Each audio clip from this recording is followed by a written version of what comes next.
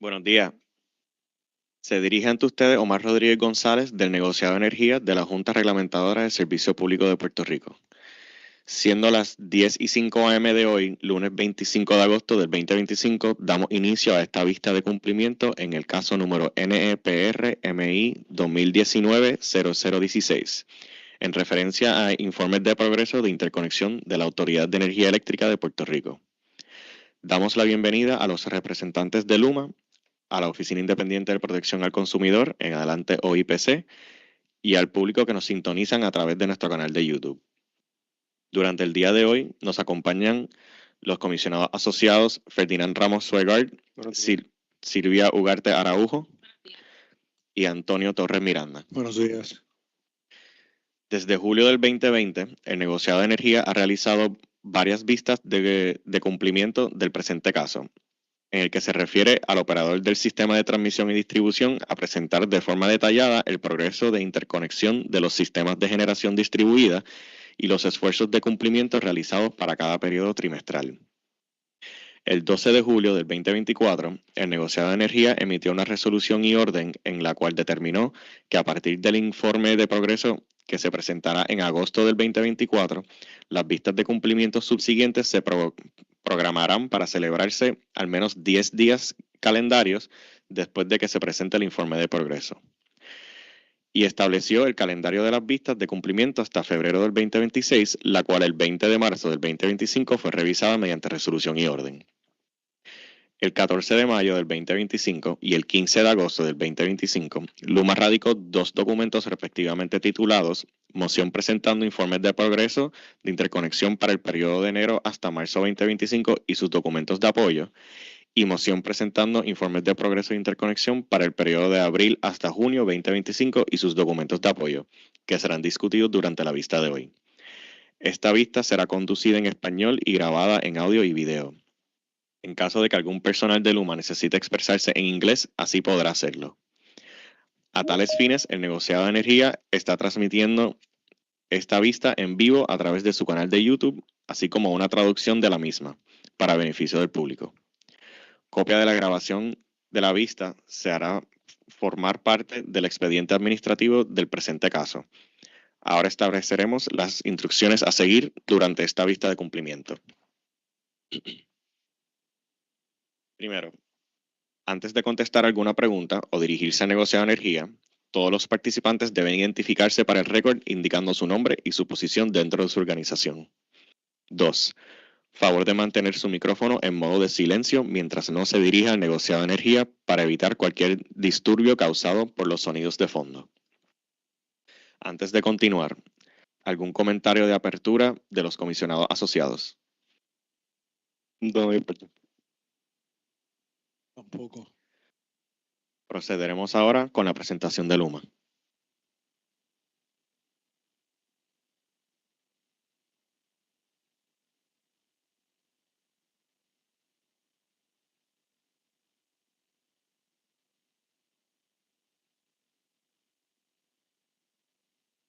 Muy buenos días y gracias por la oportunidad de presentar nuestro informe de progreso. Es María Isla Rivera, directora de modernización de la red para LUMA. Según vamos comenzando, quería tener algunas palabras. En LUMA somos más de 4.500 hombres y mujeres que trabajamos todos los días con el mismo propósito: brindar un sistema eléctrico más limpio y resiliente a todos los 1.5 millones de clientes que servimos a través de todo Puerto Rico. ¿Dónde voy a escuchar el audio? ¿Perdón?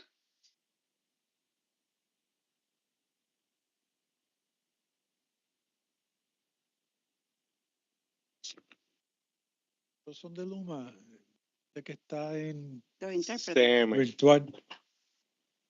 Dice CM, la que está hablando dice CM, pero no veo el nombre. Si me permiten, licenciada Bolaños en representación de LUMA. Comisionados, lo que sucede es que hay unas personas conectadas para una traducción simultánea, pero están de parte de LUMA para algunos de los compañeros que están aquí presentes, y me parece que la dama que se escuchaba el audio es de ese grupo.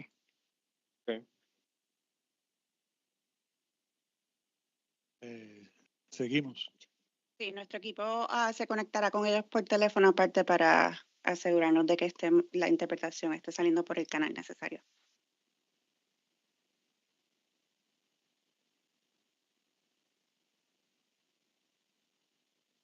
Desde que en Luma asumimos la operación del sistema, hemos avanzado de manera significativa en la integración de energías renovables y en la interconexión de clientes con sistemas solares a un ritmo sin precedentes. Hoy, más de 168,000 clientes cuentan con sistemas solares interconectados y medición neta, y Puerto Rico figura entre los primeros lugares a nivel de todos Estados Unidos en generación distribuida. Durante los primeros 6 meses del 2025, interconectamos sobre 24,500 clientes de medición neta, la gran mayoría de forma expedita. Además, logramos reducir los tiempos de activación, que pasaron de 25 días a principios del año a aproximadamente 20 días en junio. Gracias a este esfuerzo, Puerto Rico cuenta ya con más de 1.2 megavatios de energía limpia. Estos logros reflejan el progreso alcanzado, pero también reflejan la urgencia de continuar adelante. En nombre de nuestros 1.5 millones de clientes, Luma reafirma hoy la necesidad de invertir en la red eléctrica de Puerto Rico para estabilizar el sistema, para mejorar la confiabilidad y para reducir el riesgo de interrupciones de gran escala. Nuestro compromiso es claro: transformar la red para que sea más limpia, confiable y resiliente, y responder a la expectativa de un futuro energético sostenible que compartimos todos los puertorriqueños. Muchas gracias. Siguiente.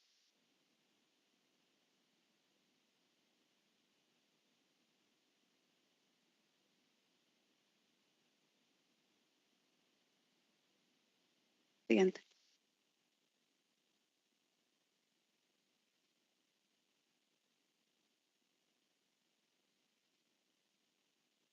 Ok, aquí. Entonces, aquí vamos viendo el aumento del número de clientes con medición neta y energía renovable distribuida. Ahora mismo tenemos más de 167,900 clientes con conexión de energía solar, de los cuales más de 142,000 han sido efectuadas por Luma. Eso representa un total de 1.2 gigavatios en generación distribuida, de los cuales 990 megavatios se han interconectado desde el principio de las operaciones de Luma. En promedio, se registraron más de 3,500 activaciones de medición neta mensuales de generación distribuida durante el periodo de abril a junio del 2025. Durante este periodo, Puerto Rico ocupó la posición número 3 a nivel nacional en cantidad de sistemas de generación distribuida interconectados al sistema, según los datos que habían disponibles hasta mayo del 2025. Quiere decir todo esto que el total de activaciones en el periodo fueron más de 10,500. Ese promedio para activación de interconexiones de casos expeditos fueron 20 días, como mencionamos previamente. Los números de clientes que se conectaron a medición neta en el periodo de 30 días o menos fueron 9,348. Y el promedio para activación de casos expeditos conectados en 30 días o menos fue de 9 días. Una pregunta, ingeniero. Ese website que ustedes ponen ahí, donde según esa información Puerto Rico está en la posición número 3, ¿cómo Luma le informa a EIA? Pues eso es algo que ellos lo sacan de... La fórmula está aquí abajo y entiendo que en algún momento previo, en alguna otra conferencia la discutimos. Esto es la información de EIA, representa la información de otras jurisdicciones de Estados Unidos por los números. Entonces nosotros tenemos... Sí, entiendo que es la, ¿verdad?, consolidación de toda la información de todas las jurisdicciones de Estados Unidos, pero era más bien la pregunta si es que Luma envía información a EIA o si es que ellos la quieren de otro lugar. Sí, Jocelyn Estrada Rivera, directora en regulatorio para efectos de récord. Sí, comisionado, saludos. En efecto, nosotros llenamos un form todos los meses. Okay. Ahí. Ok, gracias.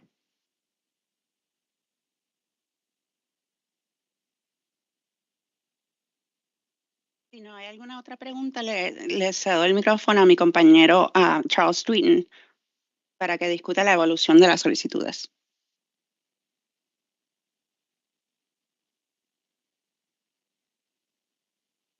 Charles Tweeton speaking for the net metering area. So as you see from the first page there, that we have seen a decrease largely due to the market having a slight decline. So from around 12,000 applications previously, we decreased to 10,000 plus or minus. And this is just driven by the market environment at this point, with many different areas not being available for the from the federal government or any other items like that could be directly affecting this. We can move on to the next slide, please.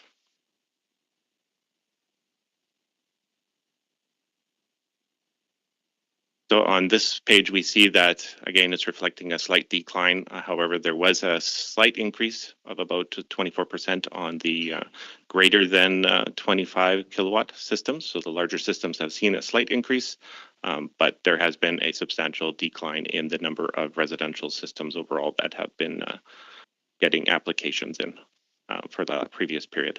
Yeah, I'm sorry. This is Commissioner Torres. Why is the decline? Because I know you mentioned something about the federal government, but since we don't pay there's various programs that are linked into supplying systems down here. So it's largely market-based factors, and that's largely based on what the developers can proceed to get to utilize and when they're doing the systems down here. So those are items that are out of our control, essentially. So it could be local government issues, could be federal government issues, different issues that could be impacting the system decline over the last 3 months prior. Perhaps a Sonova situation? That's one of those situations, correct. Next slide, please.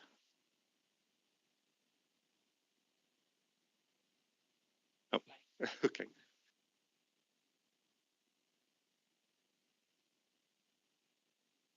So this is showing again the decline overall with new clients that are getting net metering. It's a fairly steep drop from the previous period. But on the next slide, we actually show some good news overall.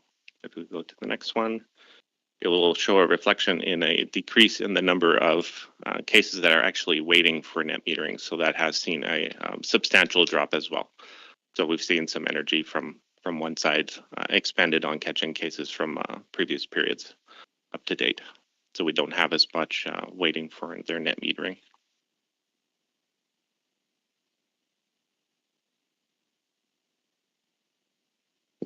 Is Luma, I'm sorry, Commissioner Ramos, is Luma still outsourcing part of the net metering evaluations? We utilize various tools to make sure that we're compliant with it. So there is a large contingent of internal resources that we apply against it, but also as we see spikes, we necessitate to use contingency resources to make sure that we can keep up with demand whenever that happens to occur. So for instance, if we have a large spike of cases, 4,500 or 5,000, something of that nature, we're ready to actually make sure that we can get those cases through in a timely fashion, so then the customer doesn't see any decline in their service expectations.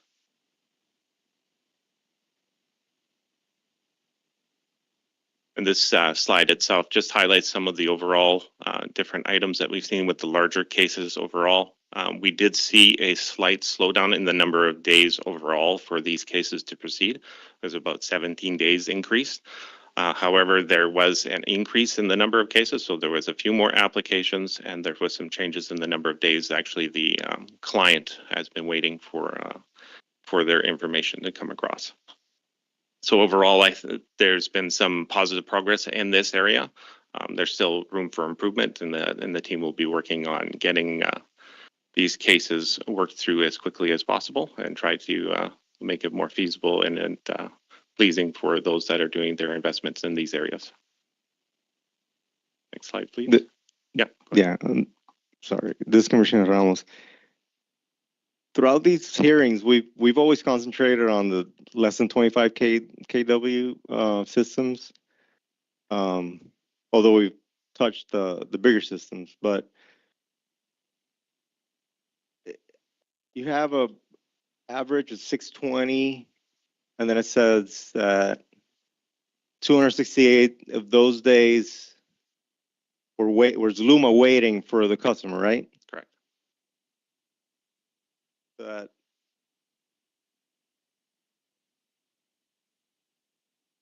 difference, one of 350 days per take, is essentially what then Luma took to process the application. Is that correct, or is that out of those 350 days, what does it entail? When does it end? When does Luma say, okay, you're approved for these types of systems? Some of those cases are systems that have been, I would consider them to a certain degree waiting for analysis at this point. So the team is moving as swiftly through as possible to get that number down. There should be rather sharp declines as those older cases come off the board. It's some historical cases that are a little bit older than others that kind of skew the data one direction rather than the other. But overall, if we can work through those older cases in the backlog, have the necessary improvements, and we have good integration with the clients who are actually working on the project, we should see a significant decline in those numbers over the next 3 to 6 months. Okay. Yeah, my question was also related to the time that it takes to develop these projects, because it's not the same thing to install a 12 kilowatt system on top of a residential roof than, do 150 kW system commercial. They usually take more time. So my question was, could part of those 350 days be on time spent on the construction, development, all this, Yeah, you're correct. There's a little bit of that, and also there's the back and forth during that period. So I would say the data doesn't reflect the actual back and forth as the project is completed. So there's information going over to one side where they make a change to the design. The team on the Luma side provides their feedback, and that slides back to the other side. And there's a little bit of that going back and forth as the more complicated projects go along. Okay. So that does also skew the data a little bit. Okay.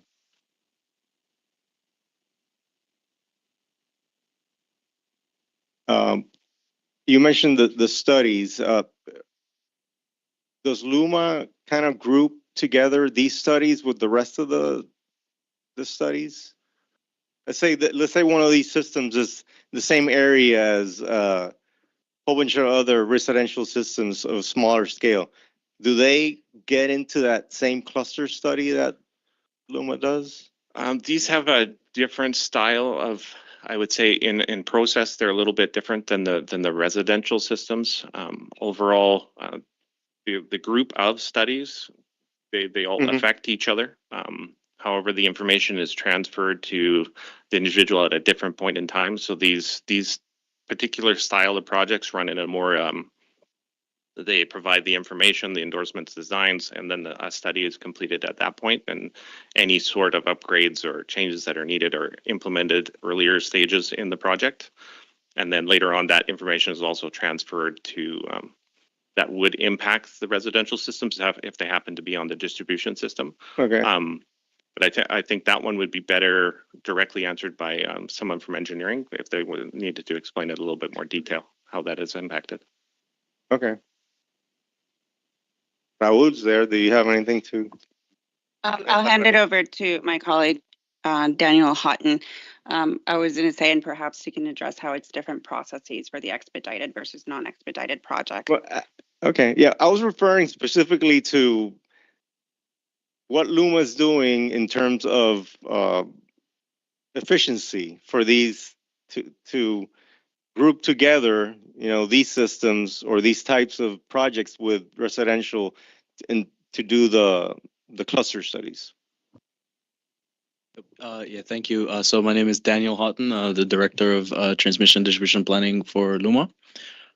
So, what Charles said is true, right, based on the timelines and the dates for when these larger scale applications are received. And it depends on the size as well, right? Because some of the larger ones aren't necessarily, they might be transmission connected customer versus on the distribution system. But we do analysis for a distribution feeder and everything that's connected to that feeder. So you would take into account these larger systems with the aggregated residential systems that are on that circuit.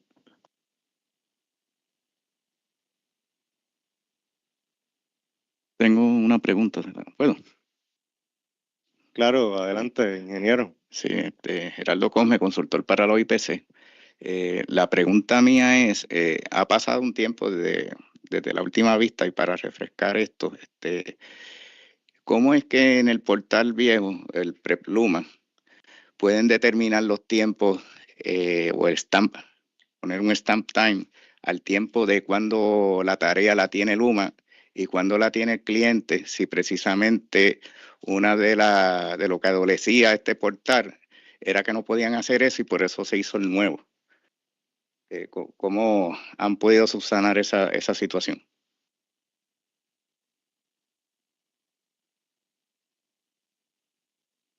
Charles Tweeten, Luma Energy. I'm getting the question correct. You're asking, historically, the older portal was unable to timestamp correctly interaction between the client and the new client. Information going back and forth between Luma and the client, or the developer and Luma. Yes, to determine when the step or the process is on the hands of the client or if in the hands of Luma. How you can make the difference in the old portal? So essentially, how we're doing it right now with the old portal, there's some information that can be tracked outside with the back and forth. But as soon as in the old portal, the task is returned to the client, that's kind of the point where we say that it's in the hands of the client. So there would be an information, a task that's returned. In the new portal, it's more specific. It's similar, but there's more tasks. So we have more granular information as to when that information is transferring back and forth. But the old portal provides very little granular information on the in-between task. It looks at the very large buckets overall. So right now we're handling it via a lot of email or spreadsheets to track the individual information, whatever tools, project management tools, to make sure that's happening correctly. But granular data stamps, timestamps, that's limited in the old portal at this point. Yeah. One of the situation with the old portal is that the Luma client, Luma employee knows that the project is on their side when they open the case page or receive an email from someone asking for to continue the project. It's not like an automatic signal or flag or something that the Luma employee knows that the project is now in their court, in their side, and that's it's one of the causes that takes longer, these kind of cases, compared with the cases submitted with the new portal. Charles Tweeten with one of the additional ways we're trying to alleviate that situation in absence of the updated portal, which we're working on getting in place, is to be more proactive in reaching out and also looking at ways that we're going to observe and pull the data from the actual portal. And we do right now weekly updates, essentially just checking on what's pending right now, but we're probably going to take that a step further to see if we can pull the numbers down and create a better environment for the customer.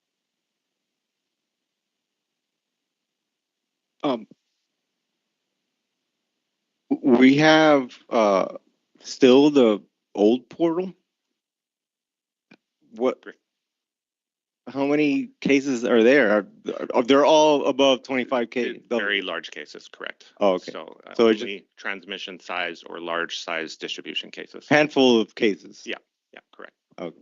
I thought we were gonna, because Part of them were migrated, right? 95% of cases were migrated to the new portal already. Okay. We are looking to do actually a testing with the new portal for large cases coming up soon, before the end of the year. Okay. So we should have something in place relatively quick within our time frame, so we can actually get this more granular project management system in place. Got it. Oh, so the new portal doesn't accept the big cases yet? Currently, no. To make clear, big cases are all cases that are over 25 kilowatts. Correct. Okay.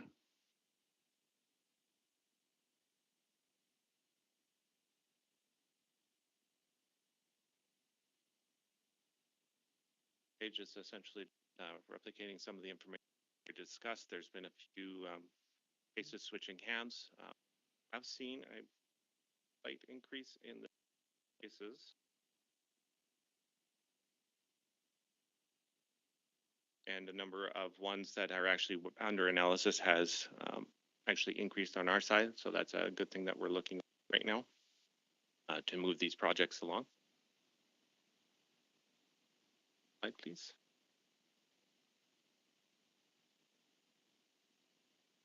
And this in general shows a lot of the different items that we're working on. We still have bidirectional meters that we have that we're ordering at this point. We moved to our AMI side of things. That's still an item. We have seen a decrease in the number of clients that are having errors on their particular account. So that's down from 24% the last one to 11% this one. And also we've decreased the number of days overall to 20% or 20 days, pardon me.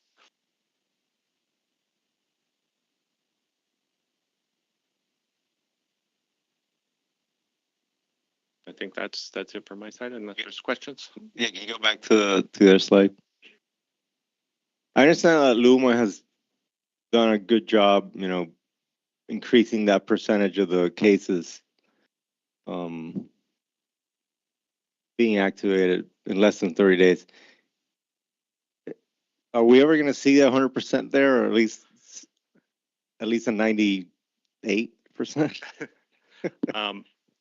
I would say we'll be able to move closer to 100%, but we'll never be exactly 100%. Most of it is we would be trying to eliminate the advent of any human error at all, which is likely impossible to do to that extent. However, we should be moving relatively close. We're very, very integrated with our developers now. Any errors that they happen to be seeing or we happen to be seeing, we try to pass that information along, provide any additional trainings that would be required. We remain with a relatively open door policy with everyone if they have questions or anything, so we can move that percentage to as close to zero as we possibly can, so we can ensure that everything is done in one quick swoop, so we don't have the back and forth, and we eliminate that back and forth time. Okay. You mentioned AMI. I know this might be a topic for another docket, but I'm just interested in if you have any information or anybody, how is that going? And do we have any net metering systems on AMI already? Not that we can use the features or anything, but do anybody know or have any information regarding that? Yeah, so we don't have that information with us available at this time. I do believe there is some AMI reporting separately. But Or we started already installing?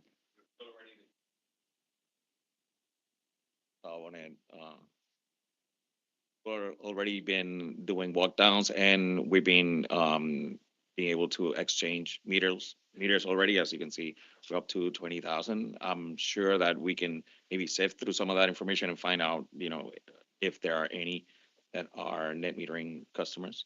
But as we have described before, on the strategy that we have, the deployment is being started in San Juan, going through Carolina, but we can definitely provide data on that. That 20,000 number seems high. I didn't compare it to to the others? As of last month, as I recall, subject to, I think we were able to 7,000. Okay, so So we're the walk downs that have been successful at being able to let us be able to do changes at a okay, So- yeah. So maybe we have a lot of bidirectional meters because they were exchanged. That's what you're saying. yeah. Okay. But we'll go ahead and we'll check back and we add that information. All right. Thank you. I want to, Maria Isla Rivera, for the record, the number here has been consistent with that of prior reporting as well. And I believe my colleague Jesus Lopez provided an explanation in a prior technical conference, either the last one or the one prior to that.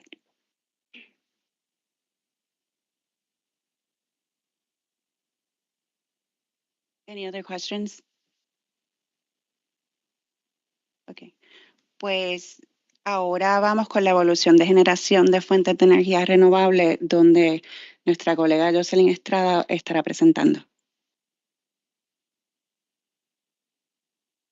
Sí, nuevamente, buen día. En este primer gráfico presentamos la producción de los productores a gran escala. Observamos cómo en los 2 últimos trimestres aumentó sustancialmente la aportación de estos productores al sistema de energía renovable. Esto más bien fue producto de un incremento en las fuentes eólicas. En el periodo de enero o abril, ellos aumentaron 20% por encima la producción del mismo trimestre del año anterior. Y en este último trimestre, su aportación fue de 50% por encima. Vemos una disminución en el trimestre de octubre a diciembre. Eso respondió a una situación con las fuentes fotovoltaicas. Próximo. Exacto. Tuvimos problemas con la de eólica, una disminución bastante sustancial comparada con el mismo trimestre del año anterior. Aquí observamos lo típicamente, ¿verdad? Donde vemos las fuentes eólicas, fotovoltaicas que tienen el incremento mayor de la inyección de energías renovables del productor a gran escala al sistema. Típicamente ellos son los que más inyectan al sistema. No hay cambios en los patrones. La próxima.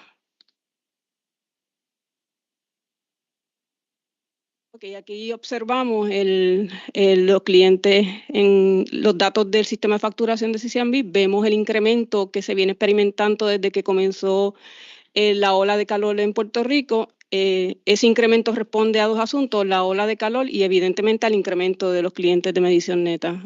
Observamos el incremento del sistema de Luma, del uso de Luma, y respondió básicamente a eso, a los incrementos. Solo vamos a ver más adelante en la clase residencial cómo esa ola de calor incidió en los patrones de consumo de los clientes residenciales.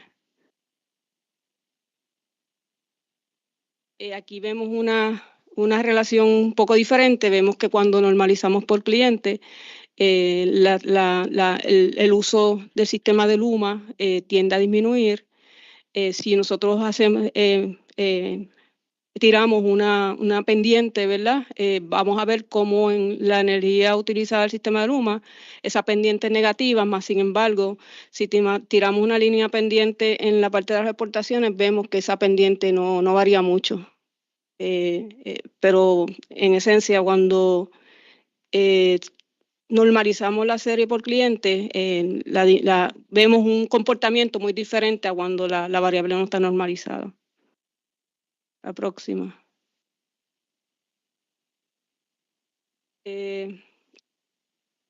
Este gráfico muestra las distribuciones de los sistemas renovables, de los productores a gran escala y de los sistemas de medición neta, las exportaciones.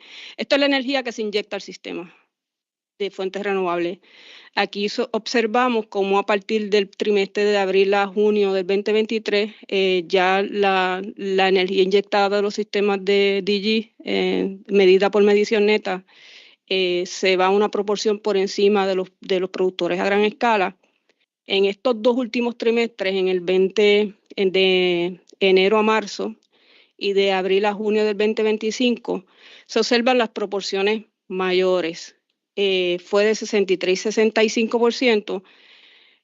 Hubo una proporción en octubre mayor de 68, pero eso respondió al problema que tuvimos con las fuentes fotovoltaicas, la disminución que hubo en ese periodo. Y por eso es que en ese periodo, en octubre a diciembre, la contribución de los sistemas de DG fue un 68%. Pero si excluimos ese evento atípico, pues evidentemente es récord la energía inyectada por los sistemas de medición neta en este último trimestre de abril a junio.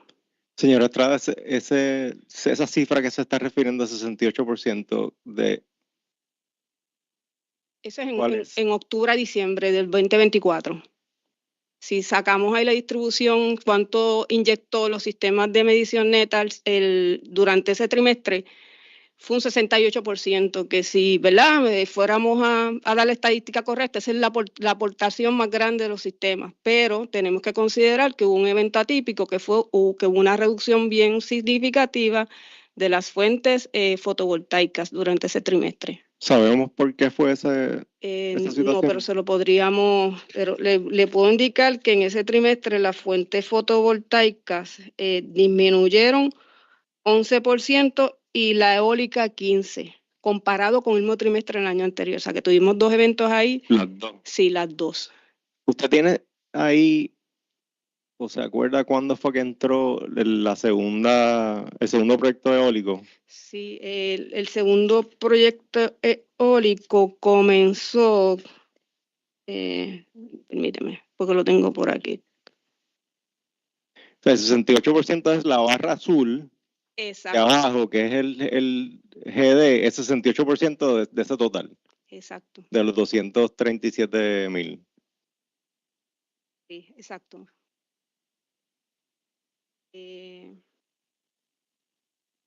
Observamos los datos. Tendría que ver, pero creo que fue en algún trimestre del 2023, porque comenzó el eólico, pero le podríamos enviar el dato después, corroborar.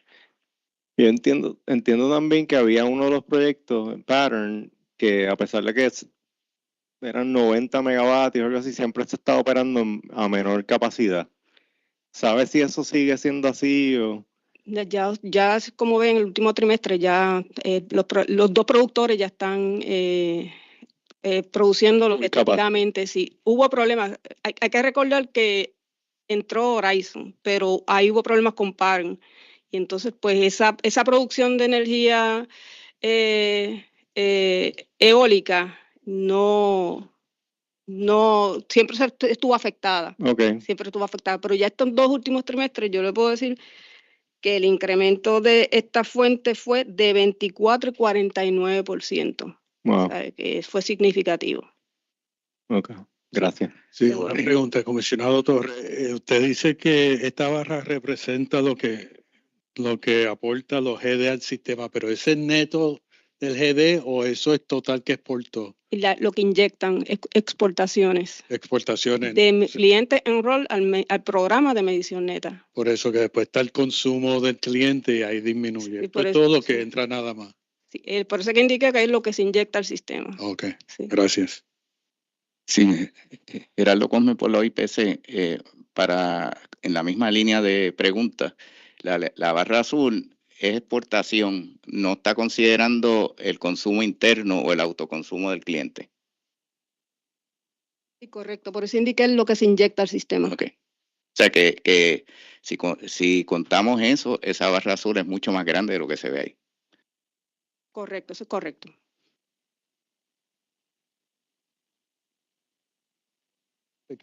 Sí, para aclarar, eso sería en generación en Puerto Rico, no reflejaría cuánto está entrando al sistema. Eso sigue siendo diferente. Y este gráfico representa lo que está entrando al sistema específicamente. Okay. Sería un gráfico completamente diferente. Bueno, pero para aclarar, el gráfico entiendo sería más grande porque aquí lo que estamos considerando es lo que leyó el metro hacia afuera. Nada más, ¿verdad? Es lo que entendemos, O sea, ¿verdad? si esto es lo que se inyecta al sistema, lo que sale del metro hacia afuera, lo que el self-consumption de los clientes de medición neta, evidentemente no está incluido en este gráfico. Por tanto, hago la pregunta, ¿debería asumir que la gráfica debería ser más grande que lo que está ahí, si se cuenta el autoconsumo? Nosotros en este momento no sabemos el self-consumption, pero, ¿verdad? Asumiendo que eso es correcto, deberíamos entonces añadirlo y ver entonces cuál sería el resultado. Bueno, porque es que la naturaleza de medición neta es que tú tienes una producción, consumes antes de salir al metro, y una vez sale del metro es la que se contabiliza para esta gráfica. La que hubo en el consumo interior, que inclusive el inversor y el equipo consumen energía cuando están operando, pues hay un consumo interno de ese equipo. O sea, aunque sea mínimo, lo hay en la residencia, pues en la nevera, cualquier equipo que se deje encendido. Si hay un excedente, pues se exporta. Pues debe haber, entiendo yo, que debe haber un componente de exportación y un componente de consumo interno que no se está reflejando en la gráfica. Como le indiqué, el gráfico lo que muestra es la energía que se inyecta al sistema y eso lo planteamos desde el principio. Es lo que se inyecta al sistema, lo que sale del metro. Ahí no contabilizamos más nada. Nosotros no tenemos forma de saber cuánto es el self-consumption.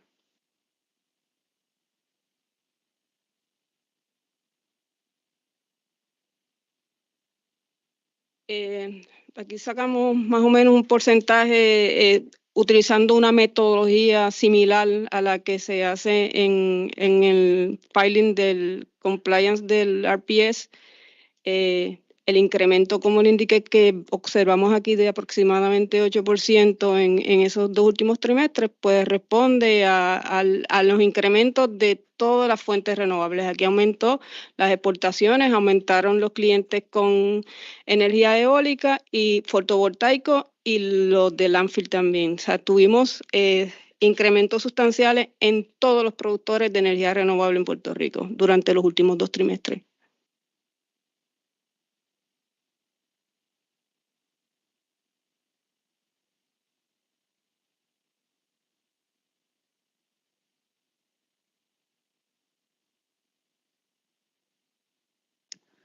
Gracias. Y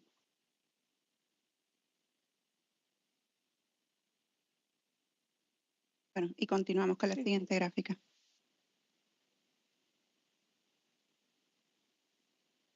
Aquí comienza nuevamente nuestra colega Charles Streeton.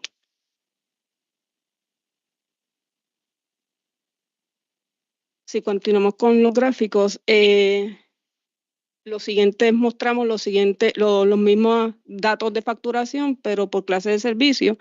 Aquí podemos observar, este gráfico se comporta muy similar al de los clientes totales, porque evidentemente los clientes residenciales son el porcentaje mayor de los clientes de medición neta. Vemos cómo incrementa el uso de Luma. Aquí también vemos un incremento en las exportaciones. El próximo slide, aquí lo observamos ya por cliente y como he hecho, cuando nosotros este gráfico le añadimos los cooling degree days, que es la medida de temperatura, aquí vemos unas similitudes, las mismas tendencias entre el consumo del sistema de Luma y los cooling degree days, que es la medida que utilizamos para medir temperatura relacionada a la energía. Vemos que el patrón básicamente es igual, vemos los cambios estacionales, típicos estacionales temporales, cuando es verano, pues es seasonal completamente el comportamiento de la clase residencial. La próxima. La clase comercial también observamos un incremento en las variables que sin normalizar responden evidentemente al incremento de clientes. En la próxima, cuando lo normalizamos, vemos un patrón.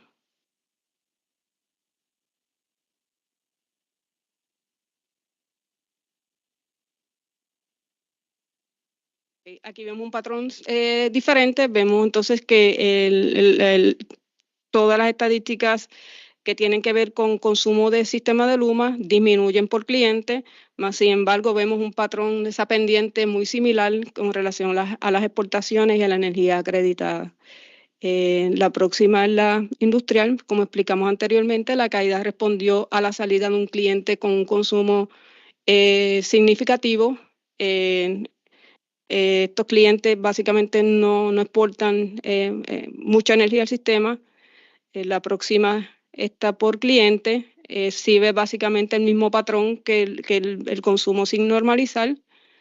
En la próxima, esta es la agrícola. La agrícola no hay mucho cambio. Responde a los clientes que básicamente los tenemos constantes en todos los periodos. Cuando normalizamos el mismo comportamiento, las exportaciones básicamente, como ven, y los consumos son facturados, son muy similares. Y yo creo que esta es la última de mi parte. Sí, tengo una pregunta para usted. Es que yo estoy viendo en las gráficas que esto no tiene número de páginas. La que dice energía acreditada y exportada de medición neta, megavatios por hora. La esquinita abajo. Ah. La esquina verde. A la izquierda. Es que tal vez no te salió. Lo cortó el printer lo cortó. Si puede ir a la gráfica que estoy mencionando. Nada más para atrás. ¿Cuál era de nuevo, Tony? Energía acreditada 25. Porque ahí en abril a junio 2025 dice exportada 217. Eso no se supone que sea lo mismo, porque eso es diferente a la que está en la página que discutimos, exportada en megavatios horas también, que dice 233. Este es de la clase residencial. Comisionado Bolaño, si me permite, es que en el título usted puede ver que todos se parecen, pero terminan con residencial, industrial, agrícola. Esa es la pequeña diferencia en el título. Ok. La primera incluye todas las clases. Ajá. La primera es en el agregado. Ok. Ok, gracias.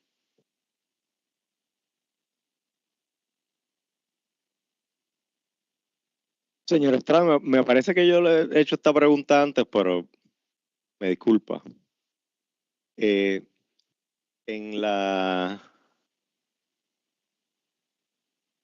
En slide 28, que es la gráfica normalizada por cliente de la clase comercial.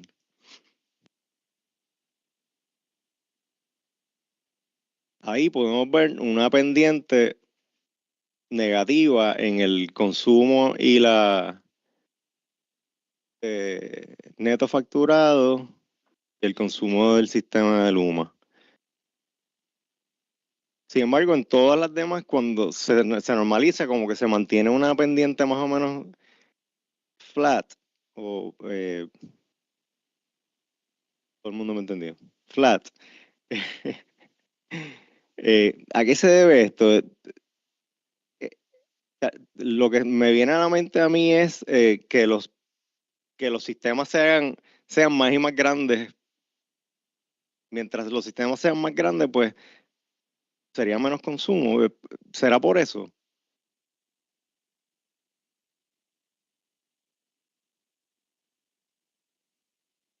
Pero no.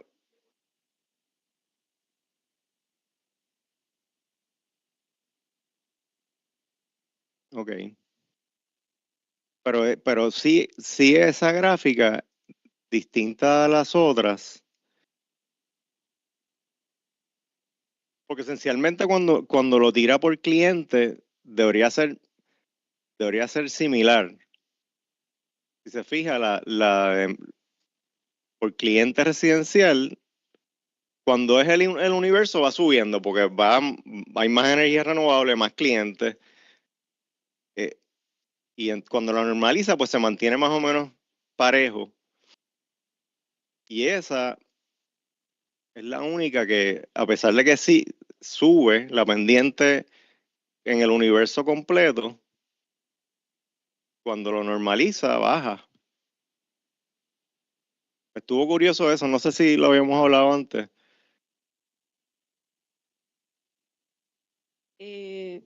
Tendríamos que ir a los datos y hacer un análisis más profundo de la razón por la que ocurre este fenómeno en esta clase en particular. Tal vez investiga mi teoría, que es que los sistemas han sido más y más grandes con el pasar del tiempo en ese renglón de clientes comerciales. Tendríamos que hacer un análisis.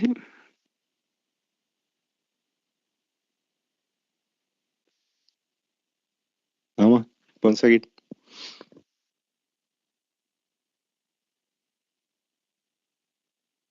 Charles Teton, Luma, for the record. On this page, you'll see a set of definitions for the various stages throughout the process that we'll be describing over the next few slides. Next slide, please. So across the board on this one, since the last trimester, we have seen a reduction in almost all the areas, including those pending over 90 days at this point, waiting for the activation. Next slide, please. On this page, we see cases that are waiting or are sitting in pre-study phase. We've also seen a general reduction in totals in this area slightly as things move along. Next slide, please. I have a question. In that pre-study, when exactly is required? Is performed? In the pre-study, that's waiting for essentially the screening. So it would be just before. Yeah, go ahead. Si nos permite, hay una definición, hay un glosario empezando en la página 20 en... Sí, por eso es que acabo de leer y dice, pero exactamente cuándo es que es la evaluación técnica inicial, cuándo es que sucede eso.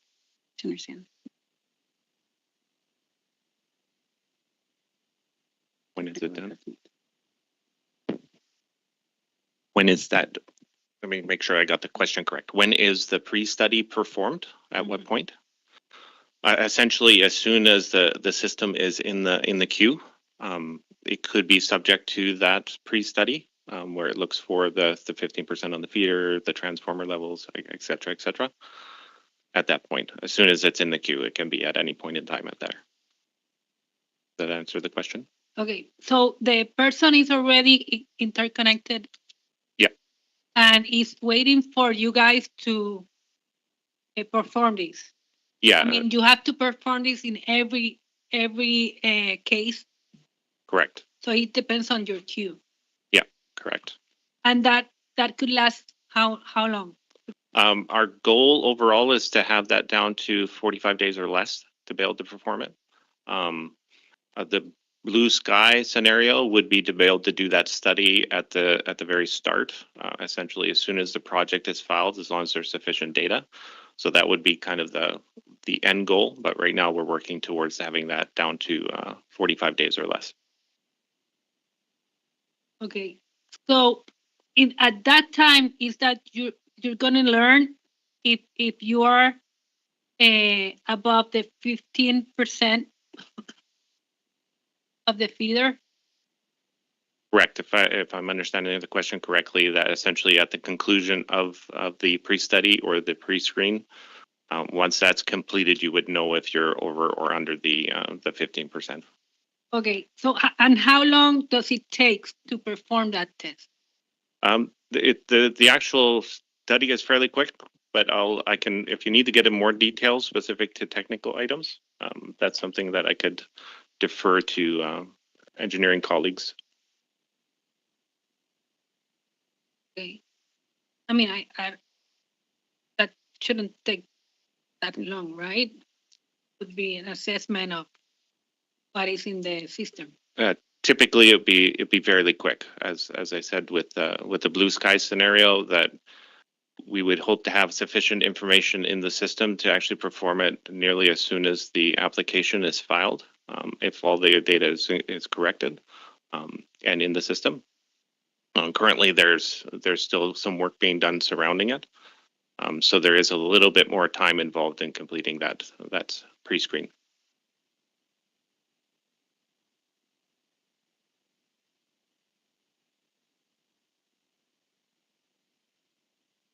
Thank you.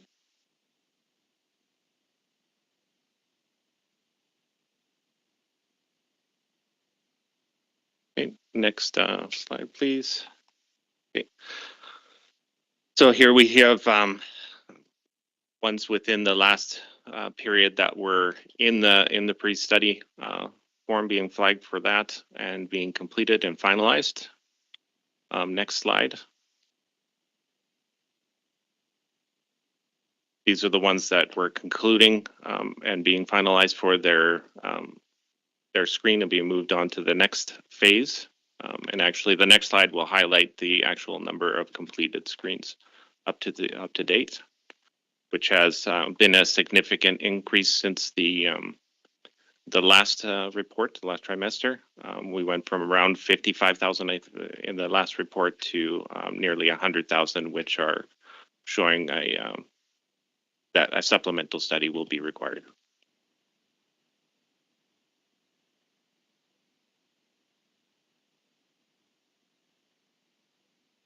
And here we have some data, some tables showing the general trends or the cumulative totals that we have for certain sizes of projects. Here we have the 100 kW plus. There's been a very slight increase overall, a few projects being added. Next slide, please. This total increase almost 100% due to the residential systems. However, it does include the number of larger systems as well, but their numbers are very small compared to the number of residential systems that have been added already.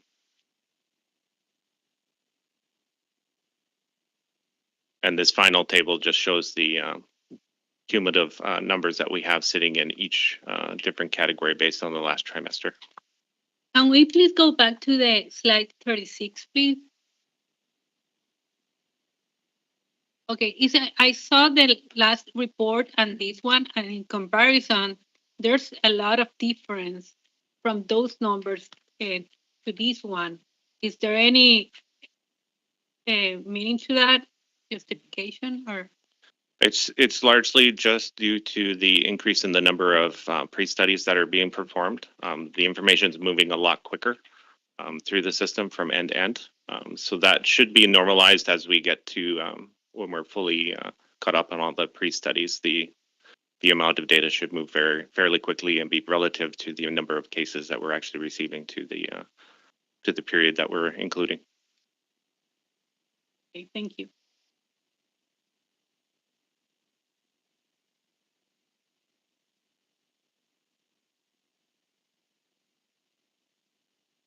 That concludes. Gracias. Eso es todo para nuestra presentación. ¿Hay alguna otra pregunta? Sí, yo tengo una pregunta. Es que me sorprende este número de 96,000 casos. No sé en qué página estoy porque a mí no me salen las páginas. 38. 38. Es que yo no estoy entendiendo bien cómo funciona esto del estudio, preestudio y esos pasos. Porque suena, es mucho. O sea, son 96 personas que no saben todavía si tienen que pagar por un estudio mayor, un estudio más complicado. O sea, ellos están en un preestudio, pagaron los 300 pesos y esos 96,000 personas no saben si llevan 90 días, más de 90 días esperando que le digan si van a tener que pagar un costo mayor para un estudio más complejo. Disculpe, la pregunta es, ¿cuántos de estos? ¿Qué quiere decir ese 96,000 que llevan esperando 90 días? Pero en realidad, o sea, doña Carmen, don Pepe, ¿qué quiere decir para ellos? Que ya pagaron los 300 pesos y están esperando para que le digan si tienen que pagar más que eso. So this is only for cases that have net metering that are They could be inactivated at any time within this cumulative total. There's quite a few that are historical cases, but essentially this is only cases that have failed that initial screen and that require a supplemental study at this point. So they paid the $300 already for the pre-study? No, not in this situation. So in order to proceed to the next step of the study, that $300 would have to be paid to move to that next step. But these are systems that have been screened thus far to show that a supplemental study would need to be. Okay, so they got activated. Then they went to the pre-study, which you decide if it affects beyond 15%. Correct. So these affected the 15%. Now that 96,000 people, they've been waiting 90 days for you to tell them, now I'm going to do a study, so you have to pay me the $300. I just don't know why someone has to wait 90 days when you said that the pre-study only takes 45. It's largely due to the cumulative total number of systems that we've had over the last few years coming into the system. I'd probably refer it to one of my engineering colleagues to kind of go over some of the aspects that have been applied or worked on to try to get us to a point where we can actually move through the screens effectively and quickly. So I'll probably refer to either Daniel or Raul to kind of go into a little bit more details as to why that there's been a little bit of a lag to catch up to the pre-screening where we can do it a lot quicker. Because my concern is actually, let's say they pay the $300 and then you say in 120 days you have to pay another study. So the process as per the regulation is different, right? We do not charge $300 and then identify whether they need a study or not. That's not the process as per the regulation. So you only charge the $300 and that's it? If there is a need for a study, if there is a need for the study, not without. They passed the 15% threshold. You charge $300 to do the study because they passed that threshold. So is that correct? It could be the threshold, but the threshold is not the only criteria that can trigger a supplementary study. There are a number of different things. So going by the 15% alone is not sufficient to determine whether a supplementary study is needed or not. Okay, let's say they pass any threshold, 15%, the transformer capacity, the feeder, they pay $300. And then that next step is to decide if they have to do a supplemental study that they'll have to pay more money. No, at the point in which the customer is requested to pay or has to pay the $300, it's what triggers a supplementary study. So there's no $300 payment and then an additional payment after that for supplementary studies. Okay, the supplemental study then says the network needs such and such upgrades. Exactly. Who pays for that? According to the regulation, that's supposed to be paid by the proponent.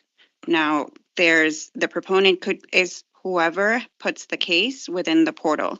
That could be the customer or that could be the developer on behalf of the customer. What I'm trying to get to here is Doña Carmen, she does her system. You tell her you have to do a supplemental study. She pays the $300. Is she done or does she have to worry 90, 180 days, 160 days to get another bill of a network upgrade?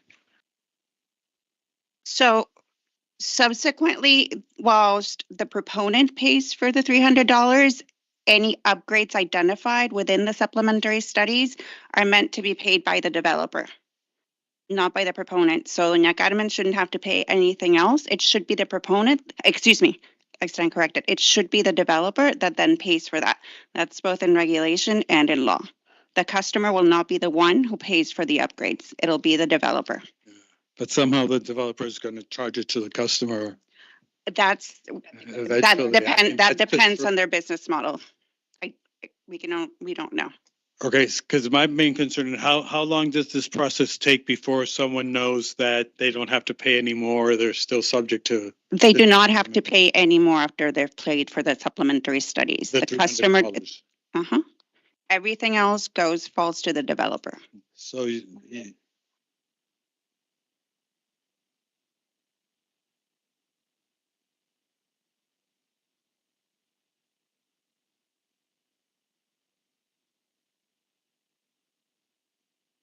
okay.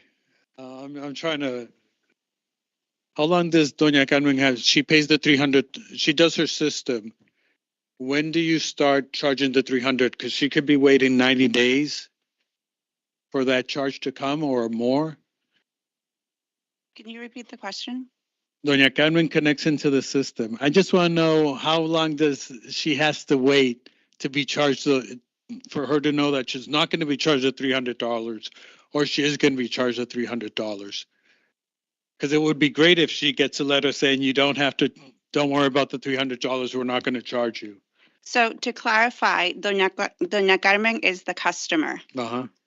If Doña Carmen is not the proponent, then the proponent is the one who has to pay.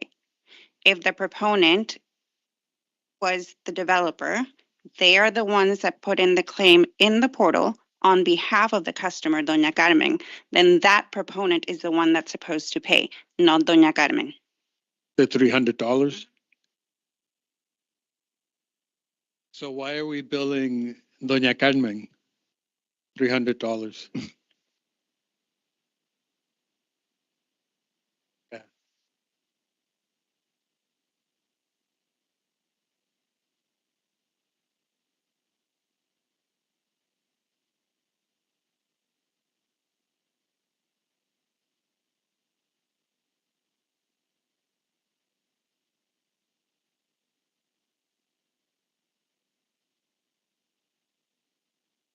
Cogeremos un pequeño receso de 5 minutos.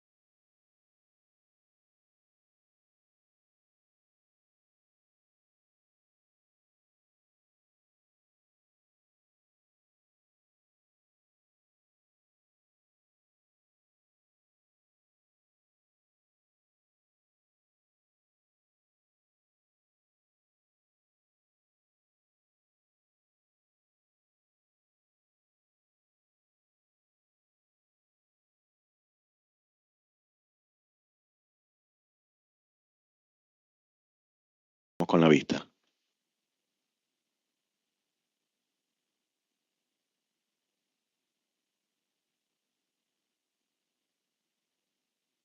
Hago la pregunta de nuevo. Did I? Yeah, so thank you for the question. Could you just to ensure that we're understanding the line, repeat the question and we'll make sure that we Yeah. answer. Okay. I'm going with Doña Carmen. Doña Carmen did the net. You connected her net metering.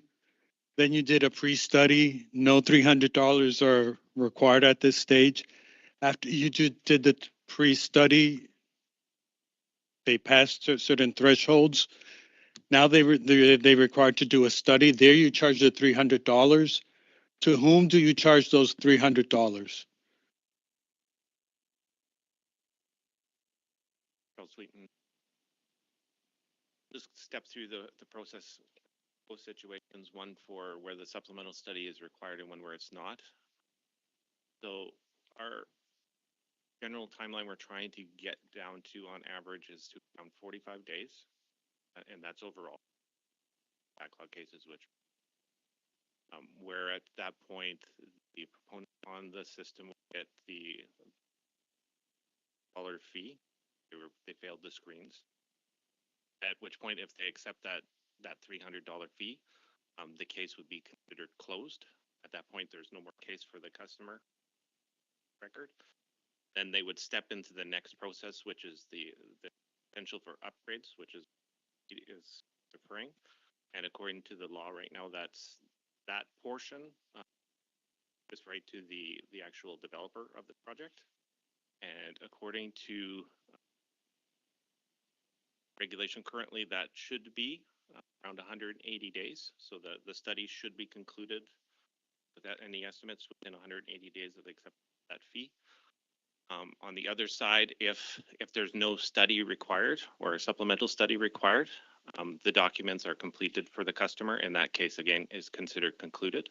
In both situations, the customer themselves, once it's a closed case, cannot be expected to have any more fees associated with them directly.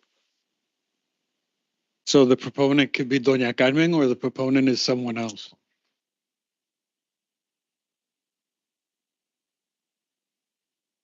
The proponent, it can be the developer. Typically, it's the developer that's entering a lot of the information. The customer in the new portal is informed of the process, so there should be both sides of the coin provided informationally.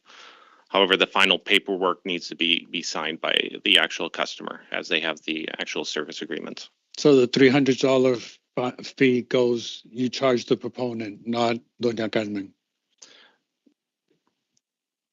So within the way that it's charged, it's who's ever the one on the record. So that can be the customer in a lot of cases. There can be some sort of integration between the developer and the customer as well, but that's situational.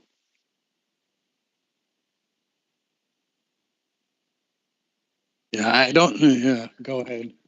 Because my concern is the customer. They're worried about the $300, the other study, and what's going to happen. There has to be something that we tell them you don't have to worry anymore from this stage on, and they shouldn't be waiting 90 days to see if they're considered the proponent or if they're considered the customer or those. It is directly related to how they receive their application fee. So if they receive their application fee directly, so if they were the customer and they received the application fee, the supplemental bill is also sent in the same format. So in both situations, if they received it one way, they're going to receive it the same way further down the line as well. Okay, so in our example, Doña Carmen can be charged the $300 after you do the pre-study. That's correct. If that's the way it was set up with the application. Okay, Right. so Doña Carmen gets charged $300 after you do the pre-study, which takes 45 days, I believe, you said? The average, we're trying to move down to that amount. That includes a large number of older cases, the backlog, which raises the average. ultimately Blue Sky will be at a very close amount of time. So there's isn't much delay between actually submitting the case and getting the information for the supplemental study and that final charge and the completed service agreement. Okay, but after she pays the $300, then there's no other fees for her. That concludes the case entirely. So that case is entirely closed and they have their final completed documentation. Okay, thank you.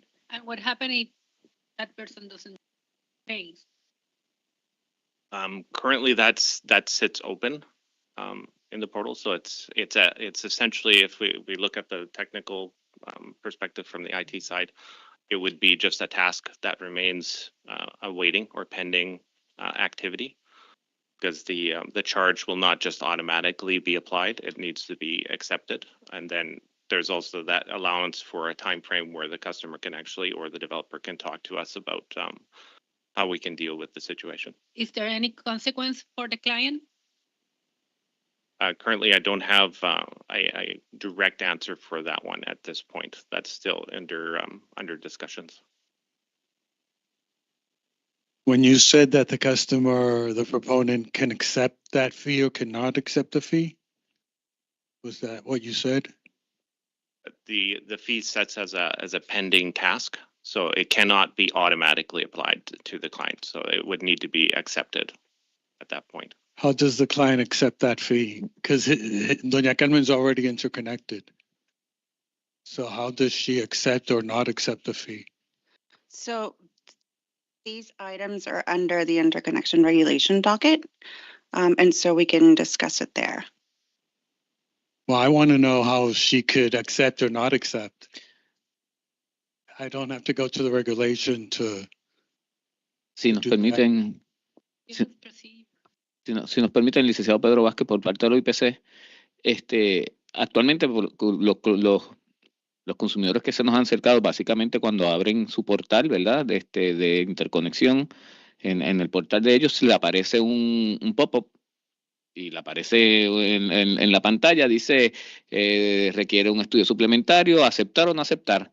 No se le da mayor explicación, no se le dice absolutamente más nada, y eso es lo que ellos nos han enviado de screenshot, básicamente, con esa información, y entonces a los que ponen sí, son los que le pasan entonces ese fee. Los que no, pues entonces se quedan como estaba mencionando Charles, que se queda entonces parece que en un limbo, aunque no es así, ¿verdad? La regulación requiere otras cosas. A ver, dicen que eventualmente la medición neta puede estar subeditada, aun cuando ya están interconectados. La medición neta puede estar subeditada al pago del estudio suplementario. Y esa es la preocupación mayor, ¿verdad? Que hemos nosotros en otras ocasiones estado levantando en estas vistas de cumplimiento. Y una aclaración, la posibilidad de que se paguen los $300 está en el acuerdo que firma el cliente. No es la primera vez que se le informa al cliente que existe la posibilidad de que se le cobren. Claro, lo que pasa es que no, ¿verdad? Una cosa es la posibilidad de que se cobre, otra cosa es, en efecto, tu caso requiere el cobro de un estudio suplementario. ¿Sabe? Es muy distinto decir simplemente a todos se les dice la posibilidad de que puedes requerir un estudio suplementario. Eso es para el universo entero de los que participan en medición neta. No es lo mismo que te llegue entonces una notificación per se de que entonces a ti sí, por las razones de verdad, en el caso de que no haya pasado el preestudio, en este caso, y haya superado los indicadores y no haya pasado por el cernimiento, que se le requiere entonces un estudio suplementario. Pero ese pop-up aparece después que se hizo el preestudio. Ese es nuestro conocimiento, eso es lo que nosotros entendemos. O sea, están conectados, pasa el tiempo, 90 días, correcto, 80. Correcto. Nomás el preestudio se pasó de los thresholds, notifican al cliente proponente o doña Carmen y ahí aparece el pop-up. Y la realidad es que ha pasado años.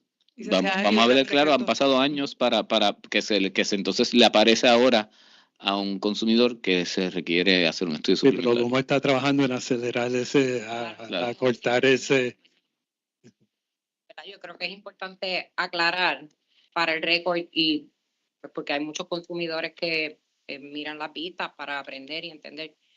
Eso es lo que alegadamente los consumidores le están representando a los compañeros de la OIPC y la oficina. Eso no está aprobado y Luma nos ha dicho que eso es lo que de hecho está pasando.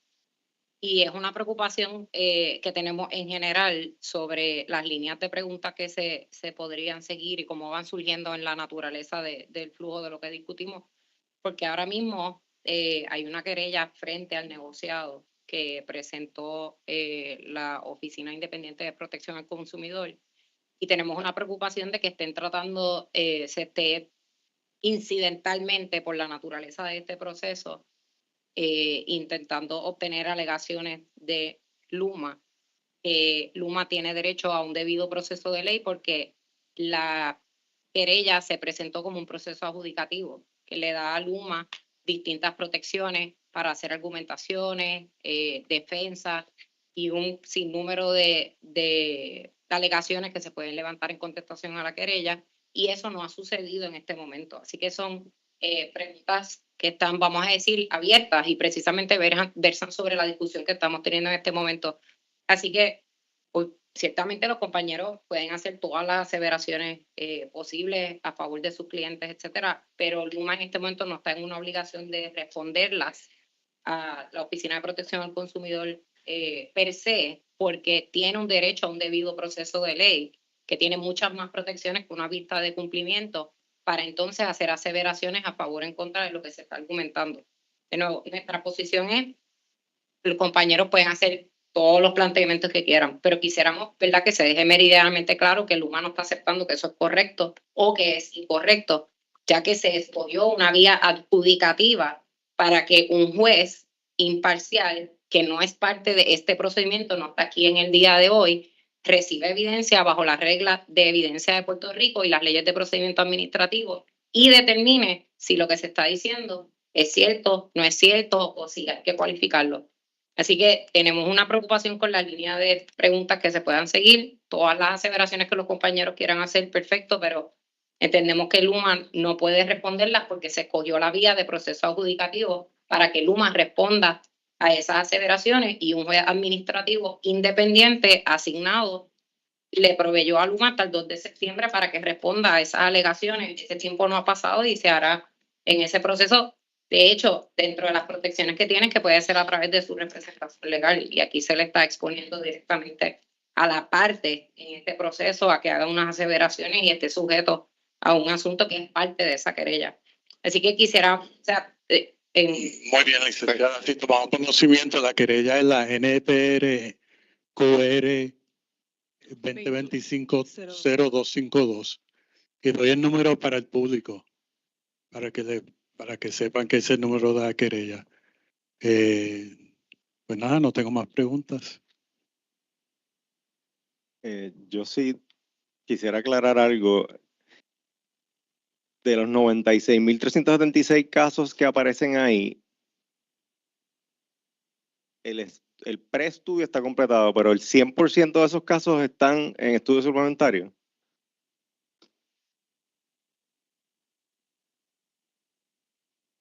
Charles Sweeten for record.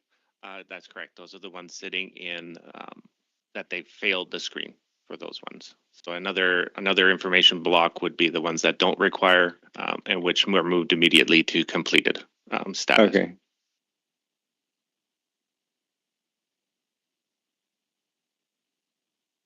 ¿Más preguntas o?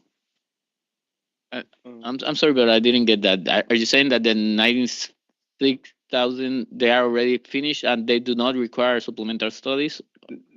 No. No, that they do. Otherwise, those are 100% of those. Exactly. Okay. Right. Any other questions? ¿Alguien tiene más preguntas? O IPC con la salvedad que la licenciada Katia Cabodaño hizo y que tomamos conocimiento del caso. Sí, nosotros, ¿verdad? Y a lo mejor ellos pueden aclarar para ¿verdad? Para el récord y no, ¿verdad? Haciendo preguntas específicas. ¿Verdad? La situación que tenemos con lo del preestudio, ¿verdad? Ahí el preestudio estamos hablando que es un cernimiento que se hace tan pronto entra el caso y entra, ¿verdad? Se propone, y en el cual hay diferentes indicadores que pueden determinar si se requiere el estudio suplementario o un estudio adicional previo al estudio suplementario.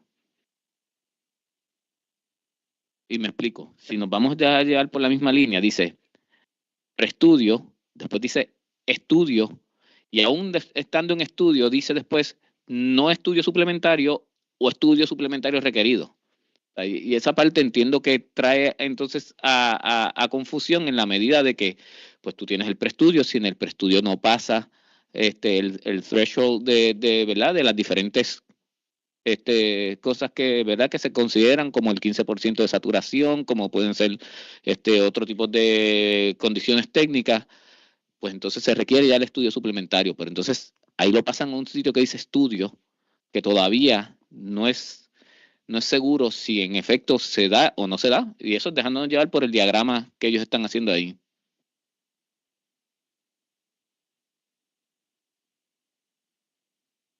That's my colleague Daniel Houghton to address it.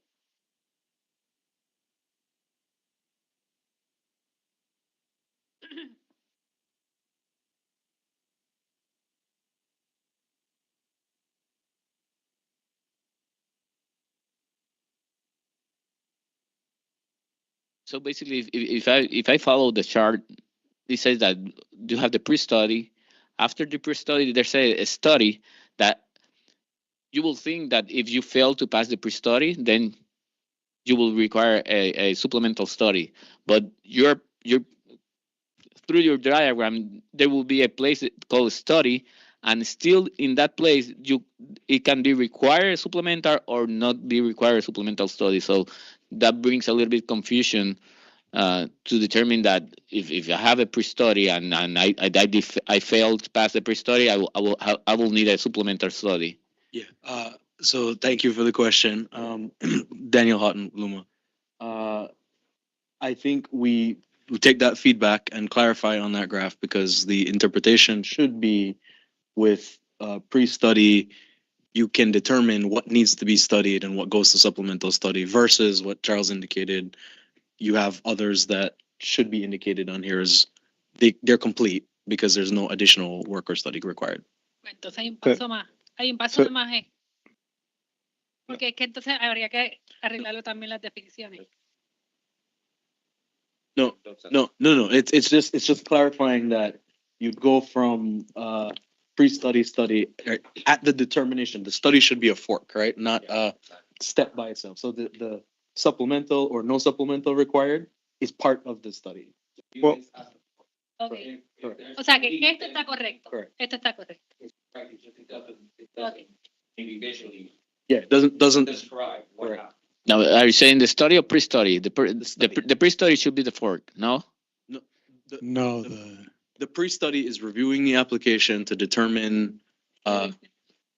Yes, the pre-study looks at the specific interconnections on the feeder as an aggregate. You go to this study route, you would say, okay, either you do this supplemental study or no supplemental study required, right? As one combined. But based on the pre-study, okay, but based in the pre-study, you don't have to determine if you need or not the supplemental study. So, yeah, as Commissioner Ugarte was saying, we do need to update the definitions that are here. We did look into this after the April 4th RNO, but we can clarify graphically and within the glossary for the upcoming technical conference. I think something that would help me is that the flow chart says NEMAC activation pre-study, and if I don't pass to the study, then that pre-study, that goes to complete. I have clients that go from NEMAC activation to pre-study to complete, right? Because they don't have to do the study. Noted. That's one of the clarifications that we'll put in here. Yeah. I think the graphical representation will be much easier to follow. Yep. Yeah. And that was the suggested, correction as well. Okay. Thank you. Correct. Perhaps. Now I'm confused. 37 on slide 37, it says the ones that are pending finalizing the supplemental study and 0039 and then 4,000, but wouldn't that be the same as the ones that have completed the pre-study and are pending the supplemental study? I think it's related to what we're just talking about, because there might be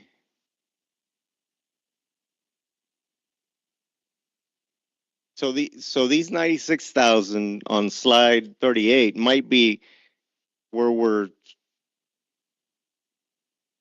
maybe thinking they shouldn't be in that study area. What do you think, Daniel?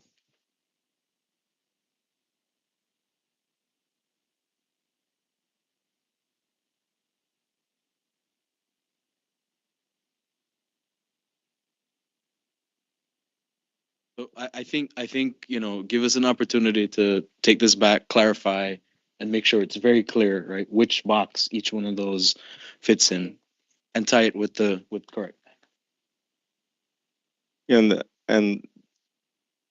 perhaps explain like the difference between 37 and 38. Right. Okay.